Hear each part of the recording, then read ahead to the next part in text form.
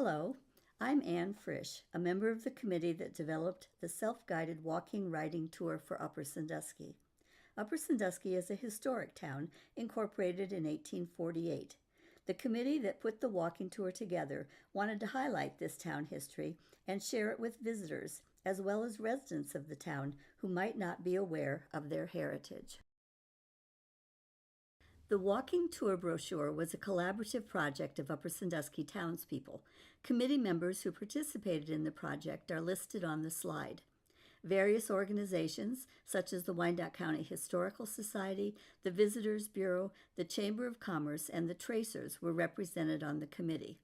Other members were interested townspeople, some of whom had lived in or do live in historic houses in Upper Sandusky. Diana Swartz very generously donated the pen and ink illustrations. The group began meeting at the end of June 2006. The finished brochure came back from the printers right before Thanksgiving 2006. It is available at the Wyandotte County Visitors Bureau or the Chamber of Commerce. The Chamber of Commerce tells me that it is the most requested brochure given out to visitors. Upper Sandusky has a variety of architectural styles. For the most part, the houses are kept up and their historic value is recognized. Some structures in town date to the 1830s. At least one historic building, the Old Mission Church, was built in 1824. Houses or buildings featured on the walking tour were selected based on the following criteria. The house represented one of several types of architecture present in town. Most of those date before 1900. The house, or one of the owners of the house, played a significant role in the history of Upper Sandusky. The houses were fairly close or a walkable distance apart in the same area of town. Information on the house was available, or the house was in the South Sandusky Avenue National Historic District. House number 1 on the walking tour is the Wyandotte County Museum. The Wyandotte County Museum is the only historic house on the tour that can be viewed both inside and out. Interestingly enough, the museum is also the only historic house on the tour that is not currently a residence. The museum was built in 1852 for Isaac and Leafy Fowler Beery, who were married that year. Isaac was one of 4 Beery brothers who moved to Upper Sandusky from Fairfield County, Ohio. Isaac and twin brother Anthony, or Brooks Beery, as he was known, came to Upper in 1850. They built a general store in the Beery block of Wyandotte Avenue, where the Baker Financial Services and Star Theater entrance are now. The store was a very successful business. Isaac also owned part interest in a grain elevator and was a stockholder in the Wyandotte County Bank. Isaac and Leafy Fowler, daughter of physician Stephen Fowler, had 4 children. The home was later occupied by one of the Beery daughters, Leafy Beery McConnell, and her family. The house is an example of Victorian Second Empire architecture characterized by the mansard roof. The attic dormers and other windows in the house have strong hoods with highly decorative carving. The south side bay window and porch have decorative wrought iron work, and there is a wrought iron fence surrounding 2 sides of the museum grounds. The bay window on the south side of the house is a later addition, probably around 1900, as the house originally had a flat side with no windows where the bay is now. The McConnell family donated the home to the Wyandotte County Historical Society, and it opened as a museum in 1962. McConnell descendants continue to donate to the museum and visit Upper Sandusky. Walking west down Johnson Street from the museum, we find the old Carnegie Library. It was built in 1914 and was one of 111 Carnegie libraries built in Ohio. This building housed the Upper Sandusky Library from 1914 through 1986, 72 years. In 1986, the library collection had outgrown the space available, and the current library was built. The Carnegie Library was not Upper's first library. Upper Sandusky's first public library was established in 1886 and started in the Methodist Episcopal Church down the street from this library. It was known as the Harris Library.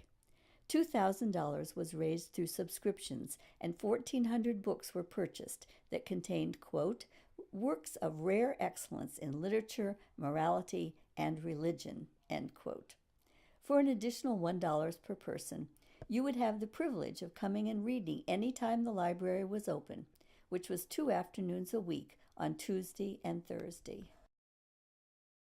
Continuing west on Johnson Street to the corner of Johnson and South 8th Street, we find 3 historic houses in the 100 block of South 8th Street.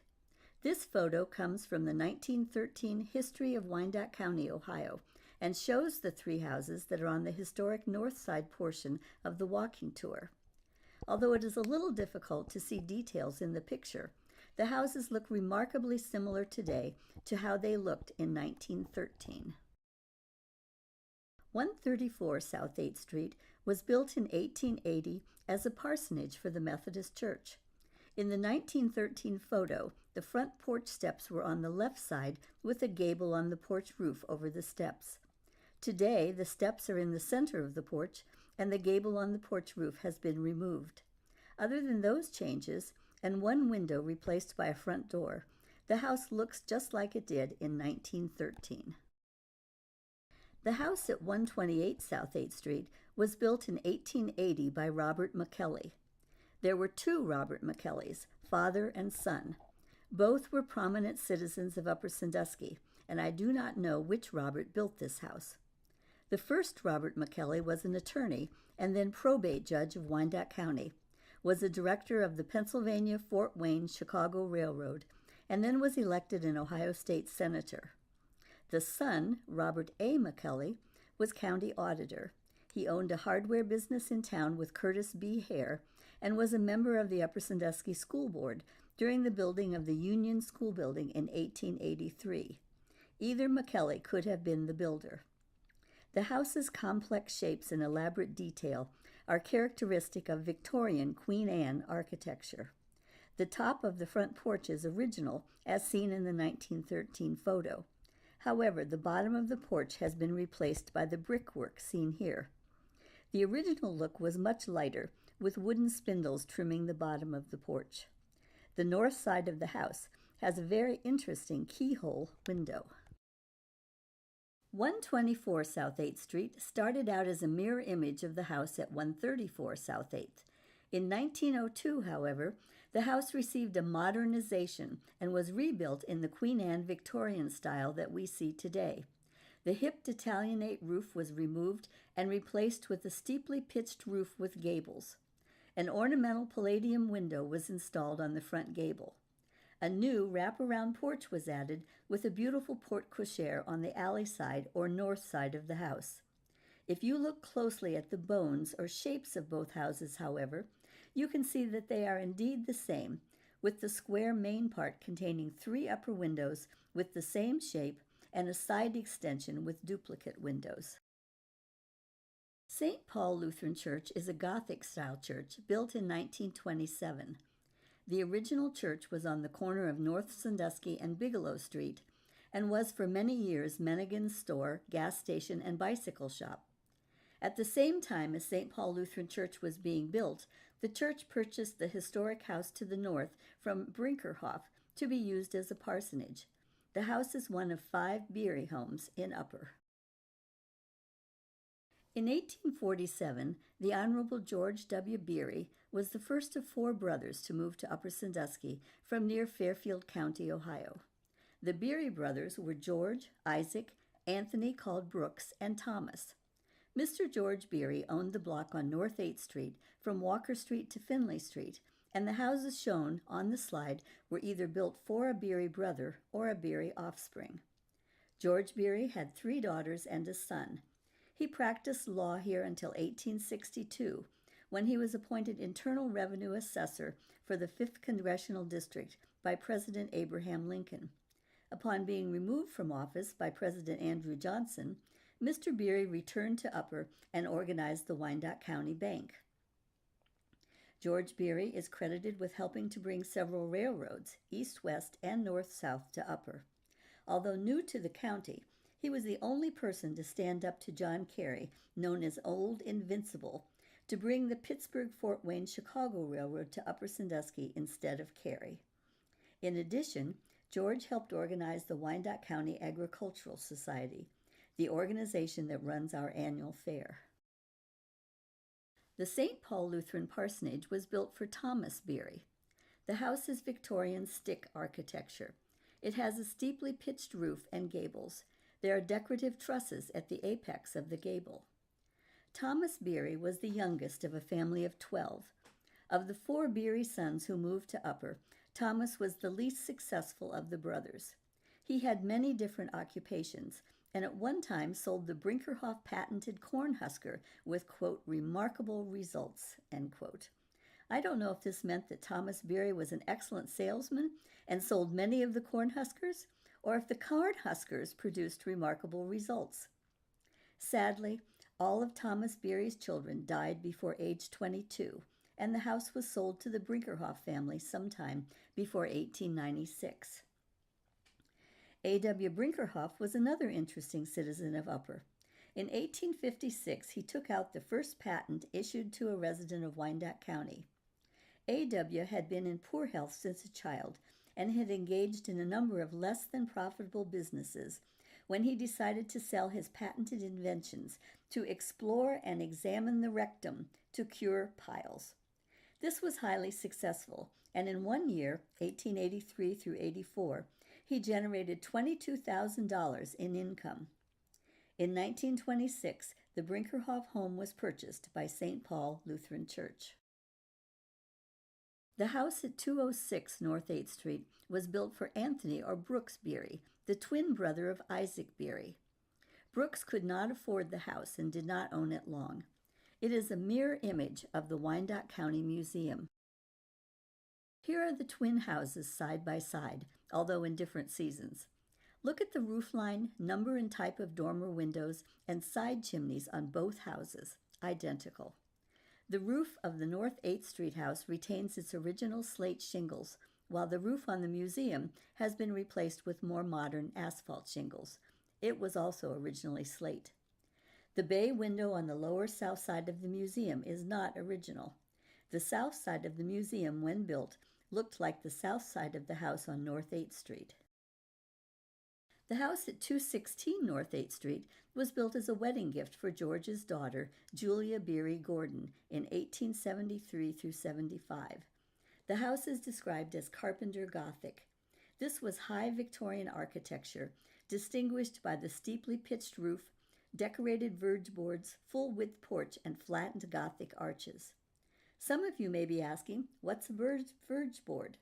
A verge board is decorative boarding, sometimes called barge board, along a projecting roof eave.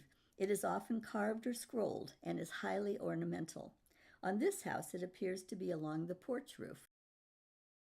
This was the first house on the street and belonged to George Beery. In addition to this residence, George owned 5 acres along the street and a farm.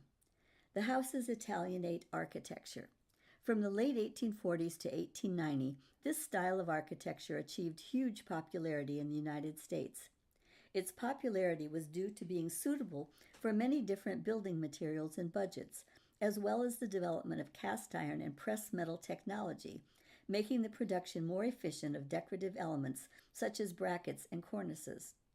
However, the style was superseded in popularity in the late 1870s by the Queen Anne and Colonial Revival styles. Key visual components of the Italianate style include low-pitched or flat roofs, frequently hipped, projecting eaves supported by highly decorated corbels, cornice structures, pedimented windows and doors, tall first-floor windows, and angled bay windows. The George Beery House has served in various capacities, from a nursing home to a group home. It is now a single-family home. On the corner of North 8th and Finley Streets is Transfiguration of the Lord Catholic Church, number 6 in the churches section. Catholic families originally worshipped in the John Gaw House on the west corner of North 7th and Bigelow Streets until the first Catholic church was built in 1857 on Guthrie Street. I don't know where on Guthrie, as the church history did not give an address. Guthrie Street was a plank street at that time with no street lights. Getting to and from that church was very difficult, and the congregation was increasing in number, so a new church was badly needed. The church in the picture, originally named St. Peter's Roman Catholic Church, had its cornerstone laid in 1874. Because of the railroad panic of 1873 through 1877, funds were not available to continue the building for a few years. The interior was usable in 1879, but it was not dedicated until 1880. The picture shows the church as it was originally built, with a very high steeple. Looking at the old and current pictures of the church, you can see how much higher the steeple was originally. On May 30th, 1887, the steeple was hit by lightning during a heavy storm and fell across Finley Street into the yard of the house across from the church. The insurance companies paid only part of the loss. The spire was not rebuilt. The tower on which the spire stood was repaired and is the current steeple. The church is Romanesque architecture, called in the church history Romantic Ionic, with side buttresses. The stained glass windows were all donated. The main altar, completed in 1892, is Gothic style, as are the two side altars. Stations were added in 1900. The rectory next door was built in 1885. When the steeple from the church fell, it ended up in the yard of this house. The amazing thing is that the house was not damaged. The house at 226 West Finley Street was built in 1853 through 55. It originally sat on a large lot with a barn.